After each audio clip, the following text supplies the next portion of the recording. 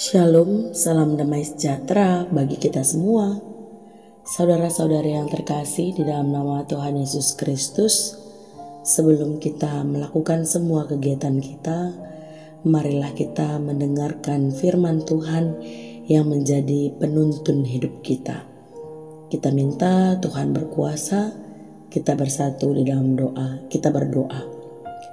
Bapa yang baik, kami mengucap syukur jikalau pagi hari ini kembali Tuhan berikan kami kesehatan, kekuatan. Tuhan pulihkan kami di dalam tidur kami sehingga kami bangun dengan tubuh yang segar. Bapa yang baik, kami mau melakukan aktivitas kami sepanjang hari ini. Biarlah Tuhan berikan kami kesempatan mendengarkan firman-Mu, supaya firman-Mu boleh menjadi landasan hidup kami, penuntun langkah kami, sehingga hari-hari kami yang ingin kami laksanakan, yang ingin kami jalani, boleh seturut dengan kehendak Tuhan. Roh Kudus-Mu menyertai kami dan menguasai kami pada saat ini. Berfirman-Lah ya Tuhan, karena kami siap untuk mendengarkannya. Di dalam nama anak-Mu Yesus Kristus, kami berdoa dan mengucapkan syukur. Amin. Saudara-saudari yang terkasih di dalam nama Tuhan Yesus Kristus, firman Tuhan yang jadi renungan kita pada hari ini diambil dari Lukas 5 ayat 27 sampai dengan ayat yang ke-32. Berkata demikian bagi kita semua. Kemudian ketika Yesus pergi keluar, ia melihat seorang pemungut cukai yang bernama Lewi sedang duduk di rumah cukai. Yesus berkata kepadanya, "Ikutlah aku." Maka berdirilah Lewi dan meninggalkan segala sesuatu lalu mengikuti dia. Dan Lewi mengadakan suatu perjamuan besar untuk dia di rumahnya. Dan sejumlah besar pemungut cukai dan orang-orang lain turut makan bersama-sama dengan dia. Orang-orang Farisi dan ahli-ahli Taurat bersungut-sungut kepada murid-murid Yesus. Katanya, "Mengapakah kamu makan dan minum bersama-sama dengan pemungut cukai dan orang berdosa?" Lalu jawab Yesus kepada mereka, katanya, "Bukan orang sehat yang memerlukan tabib, tetapi orang sakit. Aku datang bukan untuk memanggil orang benar, tetapi orang berdosa, supaya mereka bertobat." Amin. Sedemikian jauh firman Tuhan yang menjadi renungan kita pada hari ini. Saudara-saudari yang terkasih di dalam nama Tuhan Yesus Kristus, Lewi adalah seorang Yahudi yang diangkat pemerintah Roma sebagai pemungut cukai. Menjadi seorang pemungut cukai, ia harus menyetor sejumlah uang kepada pemerintah Roma. Ia kemudian memungut pajak dari penduduk maupun pedagang yang lewat di kota kekuasaannya. Dari situ mereka memperoleh komisi. Posisi ini membuat mereka sangat dibenci kaum sebangsa mereka. Selain dianggap suka menipu, mereka juga dipandang sebagai kaki tangan penjajah.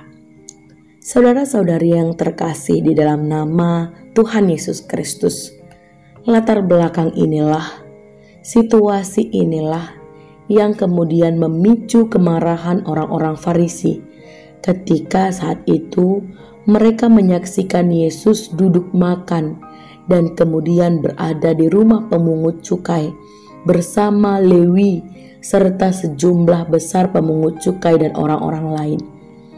Saat itu orang Farisi menganggap bahwa perbuatan Yesus yang bergaul dengan pemungut cukai sebagai tindakan yang tidak pantas. Mereka justru lebih memperhatikan citra mereka sebagai orang suci daripada kepedulian terhadap sesama, kritikan daripada dorongan, kehormatan dari luar daripada bantuan praktis. Dan kecaman mereka pun ditanggapi enteng oleh Yesus. Saat itu Yesus hanya berkata, "Bukan orang sehat yang memerlukan tabib, tetapi orang sakit." Saudara-saudari yang terkasih, Ada sebuah pepatah yang menggambarkan sesuatu yang sia-sia dan tidak berguna. Iya, menggarami laut. Menggarami laut adalah pekerjaan yang sia-sia dan tidak berguna. Kita adalah garam dunia. Bukankah seharusnya kita berada di tempat yang tepat agar kita hidup memberikan dampak yang baik? Ketika kita terus berkutat dan nyaman dalam gereja, kita enggan hidup bersama masyarakat yang ada di luar gereja. Apakah gunanya itu semua?